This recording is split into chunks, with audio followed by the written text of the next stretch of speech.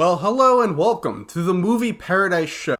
I'm your host, Nathanael Molnár. I'm joined by our co-host, Rob Giachinta. Rob, thanks for being here. It's nice to meet you in person. Yeah, we usually do this over webcam. We've never met before. This is the first time. I know. So, good to meet you. A lot different than I thought. Yeah. You look a lot different from your webcam.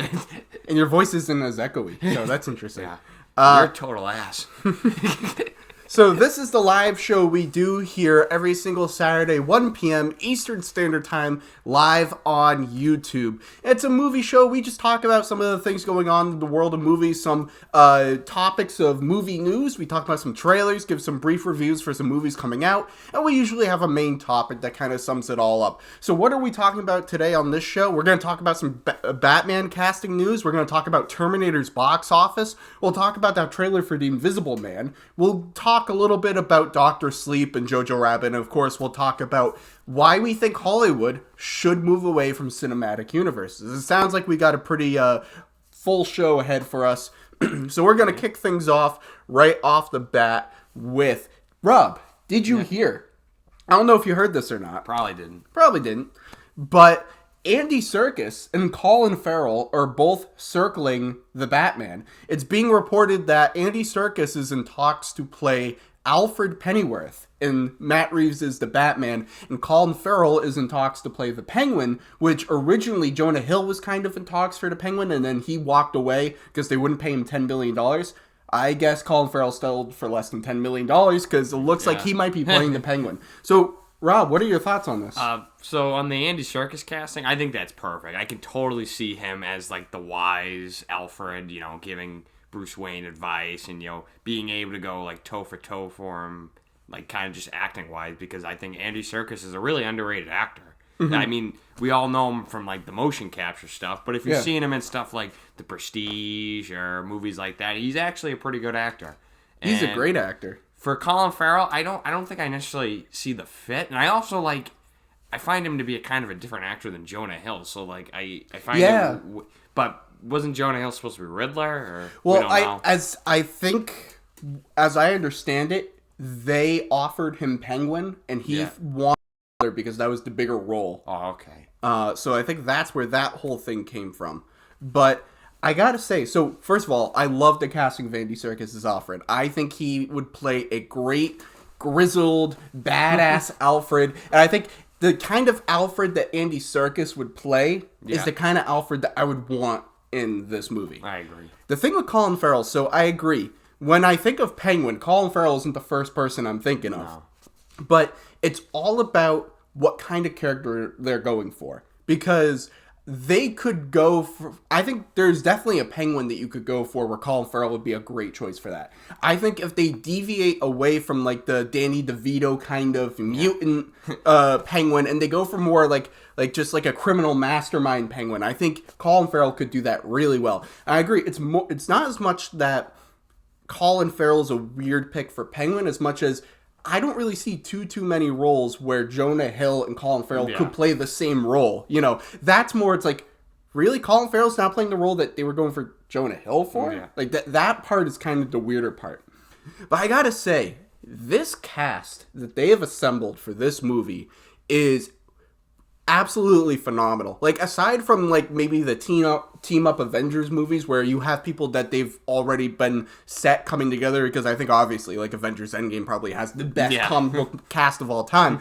Aside from those, this might be one of the best comic book movie casts we've ever seen. I agree. We have Robert Pattinson, who might even get an Oscar nomination this year for The Lighthouse. Maybe. He is Batman. We've got Andy Serkis now as Alfred. We have Colin Farrell now as the Penguin. We have Paul Dano as the Riddler. That, of all the castings, I think I'm the most excited for. I agree. Zoe Kravitz as Catwoman. We've got Jeffrey Wright as Commissioner Gordon. I think there's someone else I'm forgetting, too. But Colin Farrell. I mentioned Colin Farrell. Oh, okay. But the cast that they have for this movie is just so phenomenal. Like, this is one of the greatest comic book movie casts I think I've ever seen. And Matt Reeves, I know it's taken a long time for us to get to this point.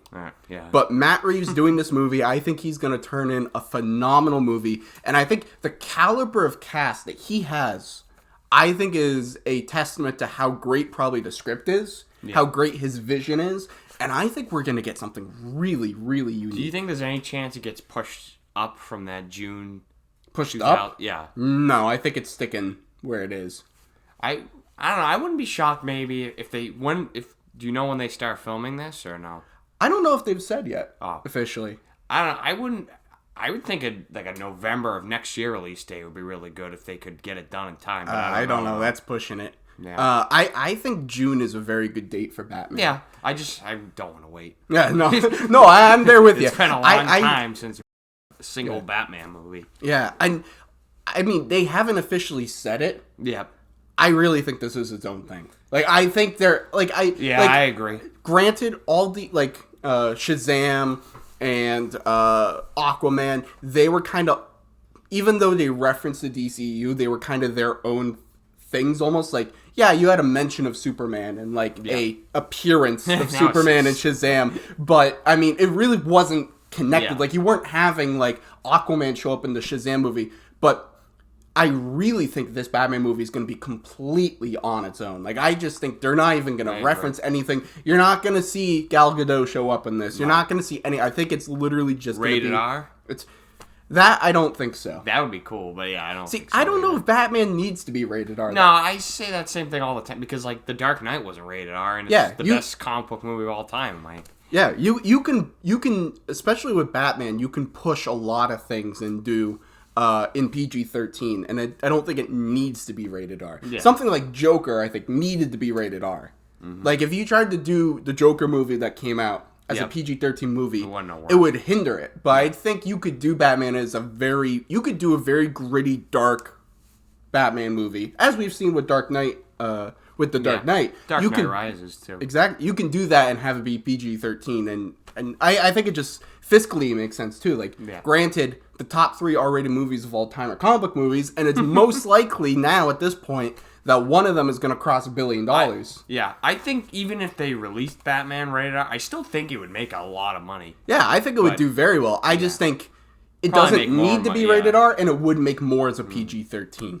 Yeah. But anyways, what do you think? Are you guys excited by the casting of Andy Serkis as Alfred and Colin Farrell as the Penguin? Now, granted, this isn't official. As we saw with the Jonah Hill thing, it could fall apart. So he told me once on this show that Jonah Hill was going to be in the movie, and he lied to me. Yeah, I did lie. So it was a, did you hear? And they're like, oh, no, you didn't hear. But, so what do you guys think of that? Leave your thoughts in the comments section below. All right, now we're going to move on to our second Did You Hear topic. I don't know if you heard about this. Did you hear? No, I don't know if you heard. I don't hear nothing anymore. You don't hear. I'm deaf in one ear, actually. Apparently, you're deaf because you didn't hear about the fact that Terminator Dark Fate bombed at the box office. This is so Gemini Man came out a few weeks ago, and we were talking about that as one of the biggest bombs of this year. Same studio. Yeah, I know. Terminator 6 up the biggest bomb. Now, here's the thing. Terminator Dark Fate, it's coming out. The trailers were okay. The first trailer, this is why I said the first trailer, I thought all the footage in it was good. I just hated the music. I thought if they just put the regular dun dun dun dun over that trailer, it would have been a great trailer. And the other trailers I liked them and they were fine. And the reviews for the movie haven't been bad. A lot of people have been liking it and enjoying it. Like, no one's saying it's anything close to T2, but people have been enjoying this Dark Fate movie.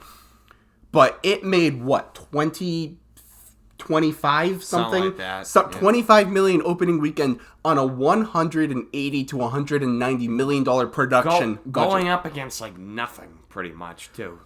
There's been nothing the last couple of weeks for big movies, at least. This was the biggest release in a couple of weeks now. All right, here's the thing. When you have Terminator Genisys Jenny Smith come out 4 years ago. Yeah. It too opened to about $25 million opening weekend. It too, actually, it was less expensive than this one. And that was PG-13. Yes. Why the hell would this studio greenlight a $180 to $190 million production budget for an R-rated Terminator movie when there's not been a decent Terminator movie since 1991? And they keep going down, the movies, the profits that they make. I don't understand. I get, like, okay, let's do another Terminator movie. I understand the approach to it. I thought was really good. Do a direct sequel to T2, bring back Linda Hamilton, tell that new story. That approach made sense. I don't know why you would spend $190 million on this movie. That makes no sense. And I think they might have officially killed the franchise for a long time. If they made this movie for $100 million or under $100 million, that would have been great. You could have done this movie. That's the thing. You could have done this movie for 70, 80, 90 million, because Terminator historically is not a huge expensive blockbuster film. The first Terminator movie was made for like $4 million. Gee. Crazy. And the T2 was made for 100. Now granted that the movie that they made then probably costs a little bit more today if they were making it today. But you can still make a Terminator movie for about 100, even under 100 million. You don't need giant, huge spectacle CGI effects. Like, you don't need Avengers Endgame level scenes and CGI and budgets to make a Terminator movie. And especially when the last one that came out 4 years ago, which everybody hated, which only made $20 million opening weekend and cost less than this movie, and it barely broke even, if it even did break even. Why the hell would they greenlight this movie? I don't understand it. I just don't understand it. Because they're trying to milk out every last drop of this thing. Yeah, but you couldn't make the movie without the budget. Empty. The cow is, the udder is completely... It's dry. There's nothing. It's bleeding at this point. You're just going and blood's just squirting out. But I just, again, the narrative choices made sense. Bring Tim Miller on, who did a really good job with Deadpool. That was a good move. James Cameron being a more active producer than he's been in the past. Good move. All those were smart decisions. I just don't, for the life of me, understand why the fuck they would spend that much money on this movie when there was no reason to think that they would ever make that money back. Like, what did they think? They were going to have $100 million opening weekend? Apparently, they were planning sequels off of this one. Oh, yeah, they were planning a trilogy. Which, as soon as James Cameron started talking about a trilogy, the first thing I said was, oh, let's see the first movie first before we start talking about trilogies. And yeah, there was a good reason he should have kept his mouth shut about that, because there's no way in hell we're ever getting a sequel, like, to this trilogy that he was planning. And I think, at least for the next... I'm going to say, for the next 10 years, we're not getting another Terminator movie. I don't want to say ever, because I'm sure they'll do another one. If anything, you're probably going to get, like, a TV show, like a streaming thing. Or a reboot. Yeah. I mean, I'm not going to be shocked with I don't think you'll ever see Linda Hamilton and Arnold Schwarzenegger back again. I think that's done. Right, I think that's done. But what I could see happen is them just go, let's go right back to the Terminator. Yeah. Let's do it for $50 million. Even though the first Terminator cost like $4 million. $50 million or something. Let's do a smaller budget, more character, horror-focused science fiction film with the Terminator, and then build from there. I could see them doing that. Yeah. I don't really want them to do that, but I could see them doing that. So, anyways, we're not getting a sequel to this movie. I think the Terminator franchise is done for a while. Long time. What do you think? Did you end up seeing Terminator Dark Fate, and did you like it? Did you not like it? What do you think of these box office numbers? Do you think we're even going to get a sequel to this, or do you think we're going to get another Terminator movie in the next 10 years? What do you think? Leave your thoughts in the comments section below. Use your head. Yeah. And now we're moving on. And now we're moving on to a segment here on the Movie Paradise Show called Trailer Talk, where a whole bunch of trailers drop every week, and we try to take one or two of them and talk about them here on the show and give our thoughts on the trailers.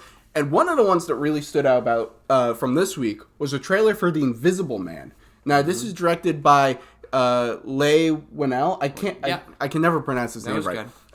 Who directed Upgrade. Now, we're unique in that we didn't like Upgrade really at all. But he's written some films that I appreciate. Like he wrote some of the Insidious movies, and I like those. And he's been a big collaborator with James Wan. I've liked some of their previous work. Yeah. Just wasn't a fan of his first directorial effort. Yeah. Well, actually, that was his second. He directed the third Insidious. To give credit where credit is due, people went nuts for Upgrade. Everybody loved it. So just because we didn't like it doesn't mean doesn't really speak too much to it. But he is doing this Invisible Man for Blumhouse. Blumhouse teamed up with Universal to get kind of these Universal monsters going. And we're going to talk a little bit more about Universal monsters in a little bit on this show. Stay tuned for that. The Dark Universe. Stay tuned for that.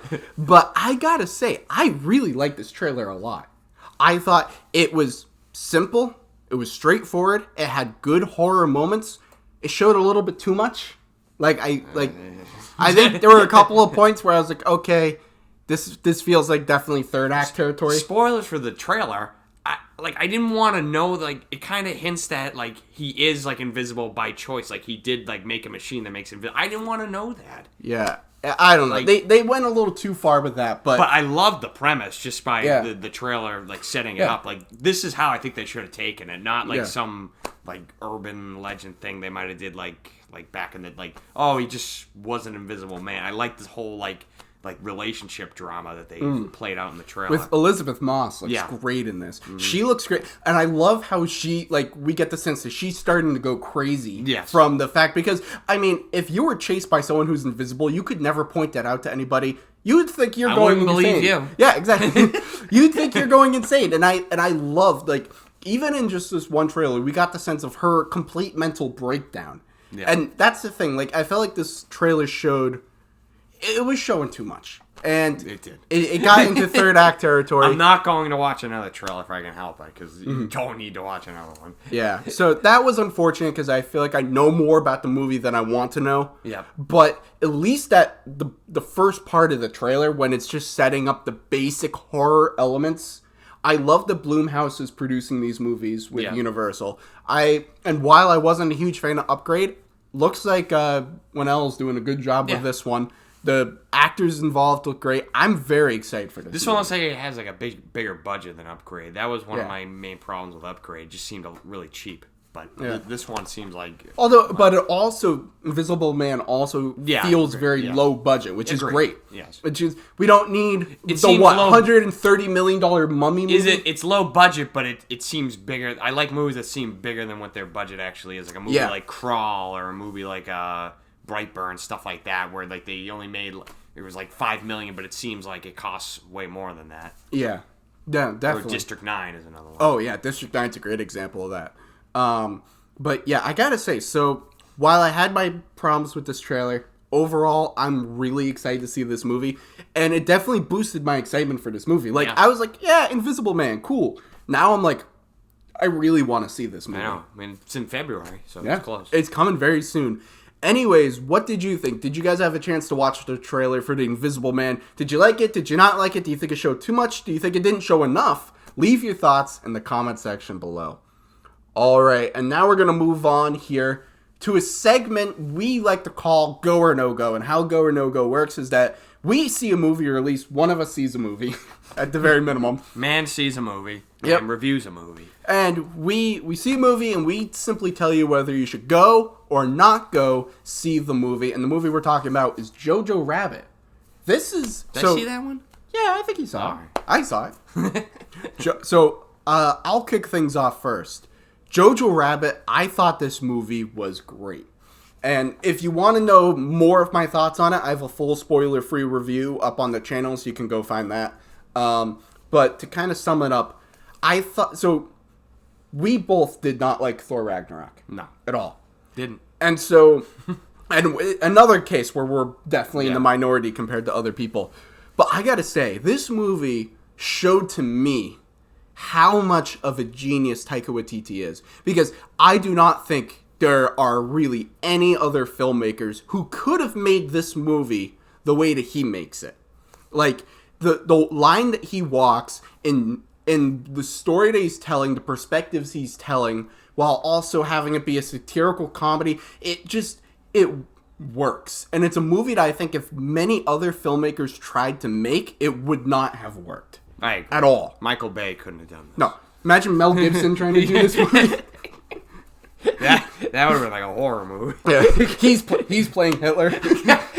Oh my god. I don't think anybody ever would have greenlit that. No. So that to say, so I think that's a testament to how great Taika Waititi does with this movie, that he can make this movie and make it be one of the most awe-inspiring, the most inspirational, feel-good movies of the year.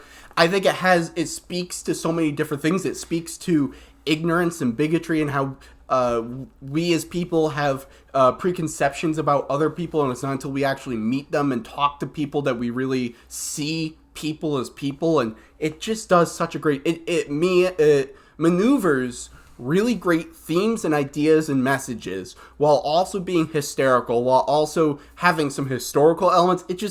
It manages to do it all like excellently. I don't know if this is like my top 5 favorite movies of the year or anything like that, but I'm not going to be shocked if it's in my top 10. I'm definitely giving Jojo Rabbit a go. I'm going to give Jojo a go-go. Yikes. Hope I never hear that again. So, actually, we saw Jojo Rabbit together. Yes. What was it, like 2 weeks ago? I think so. It's something like that. And I have to say, I was pleasantly surprised, too. I thought it'd be a good movie. I wasn't expecting it to really love it, but it was a movie that sat with me, and the more I thought about it, I was like, yeah, I really liked that movie a lot. It's just, the way it dealt with the whole friendship between the boy and the girl who was hiding in his house, that was my favorite part of the movie. Just seeing them, like, start from one place and get to another. I won't spoil it, what happens, even though it does kind of take a lot of real-life events and puts it in its movie, what I liked. But I think the overall, like, camaraderie of the movie, the friendships we get to see, just even like him and his mom, who I thought Scarlett Johansson should be nominated for. I thought she was fantastic. She was excellent. And I was kind of just thinking, oh, it's just Scarlett Johansson. She's just gonna like do her thing. But she was. This was some of the best work I've seen for her, to be honest. I would completely and maybe agree. that's just because I'm so used to just seeing her in the Marvel universe that you forget how good of an actress she is. But yeah, she was great, and Taika Waititi really pulled this off. This is my third movie I've seen of his, and this is definitely my favorite. What was the other one other than the Hunt for the? That one. That was a good movie too. I didn't like Thor Ragnarok, but I think this is more. I think in his wheelhouse, in my opinion, these smaller, more intimate movies where we get to see friendships and all sorts of stuff like that. And I really loved the whole like how they recreated Germany and back then. It like nothing seemed fake. It all seemed real. It's another movie that probably had a relatively small budget, but seemed larger than it was. Exactly. And that's my favorite kind of movies. And it's a movie that it makes you think long after you're out of there about how we stand on things of like peace and hate. And I think this is definitely going to be a contender for the Oscars this year. I would agree. We'll see, but at least for Best Picture. And I'll give it a go. You're gonna give it a go? That's 2 goes from Jojo Rabbit. Go Jojo. Jojo the Go-Go. Go-Go to Jojo. Go Rabbit. Anyways, did you guys have a chance to see, I almost call it Go-Go Rabbit. Did you guys have a chance to see Jojo Rabbit? If so, what did you think? Did you like the movie? Did you not like the movie? Would you give it a go? Would you give it a no-go? Leave your thoughts in the comment section below. Please, no spoilers. And we're going to move on to another go or no go here. I'm stuck on Go Jojo or here. Joe. I know.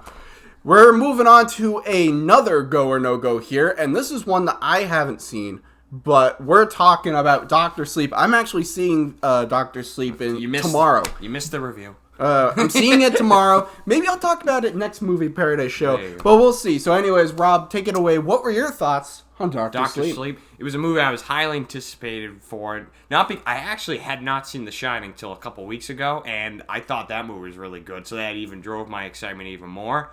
But why I was excited to see this was because Mike Flanagan from Salem, Massachusetts, and he is I think he's an exceptional director between this now and Oculus and Hush and Ouija and Gerald's Game, and he knocked it out of the park with this one again.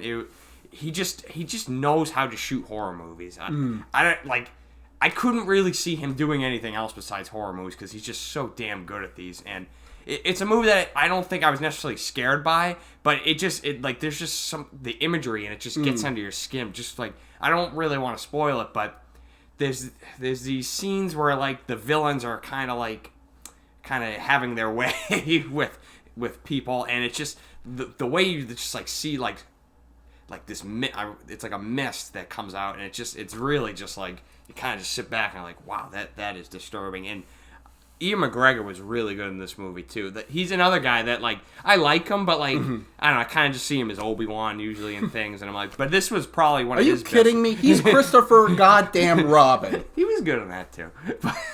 That's what he'll be remembered But this for. was one of his best roles in my opinion too. I thought he was really good, and it's for a movie that was 2.5 hours. It flew by. I was never like sitting there like trying to look at my metaphorical watch or anything like that. The whole time I was like, keep it going.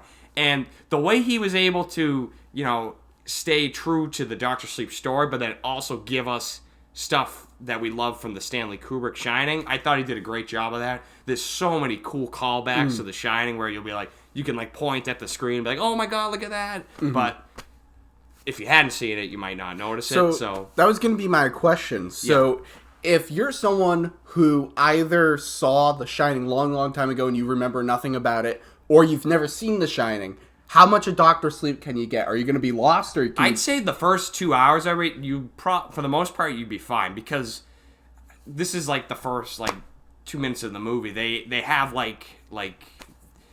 they recast like the roles of like Danny's parent, like his mother and stuff like that, but they don't do the CGI hackneyed stuff of their of what like some other movies would do. They actually like get actors to play these other characters, so like it doesn't like throw you off or anything like that. It just looks so like if you had seen The Shining, you'll be like, oh, she's supposed to look like Shelley Duvall. But if you hadn't seen The Shining, you just say, oh, that's just his mother. Yeah. So it's stuff like that. But I will say the last 25 minutes of it, there are some things you'd be like, oh, I don't really see what that is, but I still think you could enjoy it and understand. You can follow along. Yeah.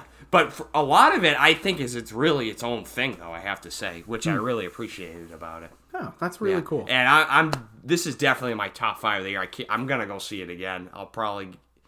I'd give it we didn't score the last one, we'll score this one.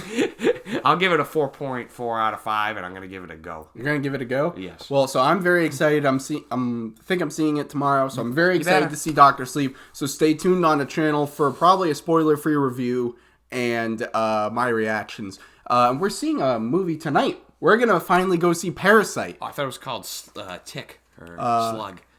Oh, yeah. Not to be confused with Slug. We're seeing the Bong Joon-ho film Parasite tonight. Very excited to see that. So also stay tuned for a spoiler-free review and probably a go or no-go next week. Yeah, and the whole review is in Korean, so we will have subtitles. Oh, yeah. Get ready to read. Anyways, what do you think? Have you guys had a chance to see Dr. Sleep? Did you like it? Did you not like it? Would you give it a go or no go? Leave your thoughts in the comment section below. No spoilers, please. I was realizing this. I don't think I've given a no-go to a movie since we've been doing the no-goes back, like when we've restarted now. Huh. Yeah. So I've seen some good movies. Oh, just wait till we get to January, I know. friends. Just you wait. If I get a chance to review Playing with Fire. Oh, God. I think I already have a no-go right there. And that brings us to our main topic here on today's show. And how we usually do our main topics is we do the movie news of the week, the trailers, the reviews. But with our main topics, we really like to get into some sort of larger discussion that is a little bit more removed from just the news of the week. And today we're going to talk about, should Hollywood move away from cinematic universes? Now, I'll start things off with, this is kind of my thinking on this situation. So, Marvel, I'm kind of putting Marvel on its own thing. Marvel really came out of the gate, put together their cinematic universe, did their standalone films, then did their team up, and they've been building ever since. And while I wouldn't say that is the only way to do a cinematic universe, in a post-Marvel world, I think that was the way to do the cinematic universe. And since Marvel had their success, we saw a whole bunch of different studios, some comic book, some non-comic book, try to do a cinematic universe as well. And none of them have worked. Nope. No. And so we had DC try to do their cinematic universe. They did Man of Steel, which I really liked. They did Batman v Superman, which I was mixed on. They did Suicide Squad, which was horrible. Some kind of Suicide Squad? Oh my god! I don't want to talk about that movie ever again. They did Wonder Woman, which was great, and then Justice League. They tried to do their cinematic universe, and it just didn't work because they just wanted to get to the point that Marvel was at then, and they didn't put in the time and effort that Marvel did. Then we saw the Dark Universe. Well, remember the one film. Well, no. Oh, They did Dracula Untold, which was going to be their kickoff, and then that movie was Sucked horrible. so bad. That they said, scrap that, we're going to do The Mummy with Tom Cruise, and then that was horrible, and they canned it. We've seen so many different studios. We've seen this tried over and over again. Cinematic universe. Everything's got to be a cinematic universe. Let's have this connect with this. Let's have this connect with that. They've tried so many times to do a cinematic universe, and the only studio that has been able to do it was the studio that really created the idea of the cinematic universe, and that was Marvel. And so I think, this is my proposition at this point, Marvel should keep doing what they're doing because they've got that figured out. They work. Aside from Marvel, I think Hollywood needs to move away from cinematic universes. And I think it's because studios don't need cinematic universes. Not everything needs to be a cinematic universe. And I think just look at DC and you'll see that in the last few years, when they've put away the idea of doing a cinematic universe and have just focused on standalone films, they've had success. And the movies have been better. And they've made more money. Yeah. Put this in perspective. Joker, which is not connected in any way to their DCEU, not connected to any cinematic universe, a one-shot story with no supernatural elements, no fantastical... Rated R, is sitting at $955 million right now. And I'm thinking it's probably going to cross $1 billion at this point. That's more than Man of Steel. That's more than Wonder Woman. Justice League. That's more than Justice League made $650 million worldwide. A Joker movie is going to cross $1 billion. Like, that's some Twilight Zone level shit. You know, I think... So DC did Aquaman, which I did not like that movie, but that made them $1 billion. They did Shazam, which did very well for themselves. They just had Joker. They have found at this point, we don't need to do a cinematic universe to make money or to be successful or to make good movies. We can just do isolated, standalone stories, and they can do really well. So I have more to say, but I want to throw it over to you. What are your thoughts on this whole situation? Should Hollywood move away from cinematic universes? I wouldn't say necessarily no, but I think they need to see what Marvel didn't just throw everything at us all at once. They gave us the first Iron Man movie, which was its own film, and it worked as a singular film, and it had one little tag at the end that hinted towards a bigger thing. But for the most part, that movie was its own singular thing. I think these Hollywood studios need to say, let's just focus on making a good movie first, and then we can worry about how these things are going to connect later on. If we make the good films, they'll come, and then we can start to try to figure out how they connect, and then people can get excited about it. Yeah. And something like the Dark Universe, I don't even understand why when they put that logo on the universe. Did any Joe Schmo in that audience know what the hell that even meant? No. They, when the first Iron Man came out, did they, have a big thing that said, the MCU? No. Not at all. It didn't even say Disney. It said Paramount. Yeah. These studios need to stop blowing their metaphorical loads on these big universes and just start out small and escalate until you can get a bigger universe. I still think it can work for some things. Because I think the problem is at this point, every studio is doing it in the shadow of Marvel. They're trying to catch up to them, too. Exactly. Because you were exactly right when you were talking about Iron Man. If Iron Man had came out and it failed, they could have easily swept it under the rug. Nothing ever happened. You can't do that with The Mummy. No. Well, they did. Well, they tried, but we all remember the Dark Universe. That logo is still available online. And I can find it. They put the Dr. Jekyll in the movie, and they had hints of the werewolf or whatever. I still don't know. The and tone it wasn't was even off. a horror movie. It was an action movie. That never needed to be a cinematic universe. No. The problem is that I think all these studios saw how much success Marvel had, and they're like, we need to do that now. But the problem is that Marvel didn't make $1 billion until they got to the Avengers. Yeah. But then every studio was like, we want our $1 billion movies now. Give it to me now. That's what they were wanting. And I genuinely think that because we all got Marvel fever. Yeah. And all these studios got excited, like they're thinking cinematic universes are the only way to do it.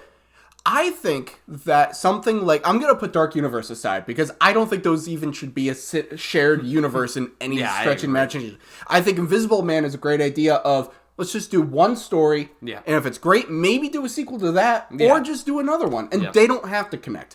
I'm going to talk a little bit more about DC right now. Why do we need a shared universe of all these characters, all played by the same actors? I think you can do, if you want to have a Batman movie, we have our Batman movie, Robert Pattinson. You could make a Justice movie. You don't need Robert Pattinson. No. Cast a new Batman. Yeah. Get it. If you want to have the Gal Gadot Wonder Woman, sure. Or if you want to have a different Wonder Woman because you want that Wonder Woman to be separate, audience do a new aren't Wonder gonna. Woman. They're not gonna care. They're gonna just go see the movie if they think the movie looks good. Look at X-Men. Yeah. X-Men. They don't give a crap. And those, Exactly. I mean, some of the movies made money. Some of them didn't. Well, so X-Men was technically a cinematic universe. Yeah. They didn't give a shit about continuity. There were so many. The timelines were off. They recast characters at the whim. And honestly, yeah. that could work for DC. Yeah. I think if DC should go, if we want to make a Justice League movie, let's make a Justice League movie. We don't need to have our Wonder Woman and our Batman and our Superman and our Aquaman all figure into this complicated universe. Just make a Justice League movie. Yeah. And we were going to get that with George Miller. George Miller was going to come right out of the gate in like 2007 with a Justice League movie. And I think DC is in a very unique position where they could do things right now, and they already have, that Marvel could never do. Mm-hmm. See, as much success as Marvel is having right now, as much money as they're making, their hands are tied. There's only so many things that Marvel can do, and DC is in a position where they could do things differently and do new things. Marvel never could have done a Joker the way they did. And now DC is sharing that success. Yeah. And Joker's made more than a lot of other Marvel movies made. I'm sure Ant-Man would have loved to have made Joker level money, but they didn't. And how many MCU movies did it take for them to get Oscar consideration, like Best Picture? It took them till Black Panther. Yeah. Joker. Oh well, we'll see. Like, but I'm sure I would be shocked if it didn't get nominated. Like, and how many movies has DC made? Like 6 or 7. You know what I mean? So there's so many other things that they can do. Exactly. DC has the liberty of, if they want to do a Batman movie or a Batman trilogy, completely separate from anything else, they don't want to have a Superman, they don't want any supernatural elements, they can do that. And give these films more creativity, too. And I think you'll get better films out of it. And I think we're seeing that point where they're going with more director-led films. And I think we definitely saw that with Todd Phillips' Joker. I guarantee you're going to see that with Batman. Yeah, and Patty Jenkins, Wonder Woman. These are I think right now their focus is, let's not care about connectivity. Let's not care about having them be connected. Let's not care about, we got to make sure that in this scene it references this, and this scene references that, and that character has to be introduced so we can put it in that movie. Marvel's got that figured out. Marvel does a great job of that. Let them do that. DC has the option now to do something really unique. Yeah. You know whose studio's probably going to make the next big mistake? Probably Paramount with the Transformers and the G.I. Joe. See, we don't need any of that. Oh, it's probably That's why. Well, maybe it won't, though, because it seems like they've stalled out. But I remember there was big talks and all of that. So I just think, I think really you could make a case for other properties. Yeah. And I'll take them on a case-by-case basis. I really think the only properties that really lend themselves to a cinematic universe akin to the MCU are comic book properties. I don't count Star Wars as a cinematic universe because they have episodes and then they do some spin-off stuff. It's not in the same vein. And they kind of just create stuff off whim, whereas the comic book, they kind of take the ideas from the comic books. Yeah, so I don't really count Star Wars as that kind of thing. Because I think some people could make that argument that Star Wars is a cinematic universe, but I don't think it is. I think comic book movies are really the only thing that lend themselves to a cinematic universe akin to the MCU. And I think DC is in a position now where they are free to not do that. And they can, if they want to make a Superman Red Sun adaptation where What? it's an Elseworld story of what if it's a comic book where it's an Elseworld story of what if instead of Superman landing in Kansas, he landed in Ukraine. Oh, and he rose up, and he was born and raised in communist Russia. Jeez. And they could do that if they wanted to. I would like to see that. They could do that if they wanted to. Marvel could never do anything like that. No. DC has the freedom to do this Joker movie. If they want to do a Lex Luthor movie, they can do that. If they want to do a Justice League, recast everybody, they can do that. They can literally do anything they want. They don't have to be beholden to actors, to contracts, to keeping similar tones and feels. They can literally do anything they want. Probably keep the budgets down by that too, because you don't have to like. You don't need to pay Robert Downey Jr. $50 million to have, 15 minutes of screen time in Spider-Man Homecoming? Yeah. DC can do anything they want to do. And so I'd say my final argument, I'll let you have your final argument too. My final argument on this whole thing. Marvel has got it figured out. They have a system that works for them. They should keep doing what they're doing. Every other studio, I think you need to stay away from cinematic universes. Unless they find a way to do it, and it doesn't have to be the same way Marvel did it, but it needs to have the same care, deliberation, thought, and planning, and feel organic to the material. And if another studio can make that work for their properties, and it works, great. But I don't think this rush that we've had over the last 10 years, this rush to make a cinematic universe that we've seen from a lot of studios, we need to leave that behind, because I think certain studios like DC could benefit from not having a shared cinematic universe because they can do so many more things that Marvel can't do right now. Yeah, and I think DC's kind of doing that right now. I don't. Do you think they're gonna try to put like a cinematic universe back together? It doesn't seem like it. No. Like, cause what do we have? We had the Birds of Prey movie, which I don't know. That could be rated R too, and that could just be its own thing. But they're still using the Harley. Yeah, they're still using like Margot Robbie. Loosely Suicide Squad. But then we have James Gunn's Suicide Squad, which has some of the same characters from the first one, but I think it's really going to be kind of its own thing. Yeah, I think they're setting themselves up for a great. Excuse me. They're setting themselves up for a great track record here. Yeah.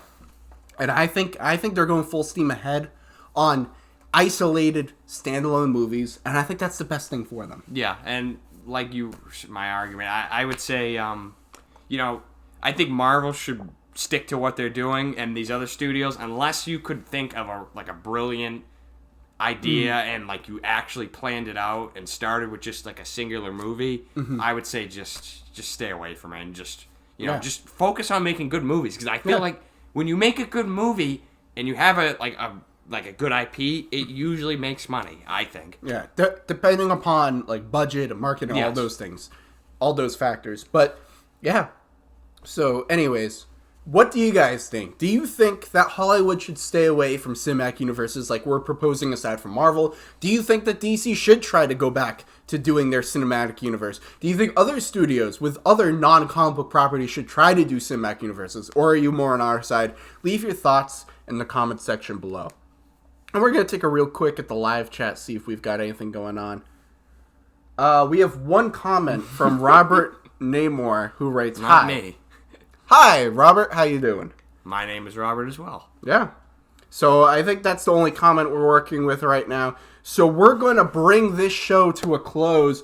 So that is the conclusion of this installment of the Movie Paradise Show. Once again, I'm your host, Nathanael Molnár, co-host Rob Giachinta. Rob, thanks for being here for the show. Anytime.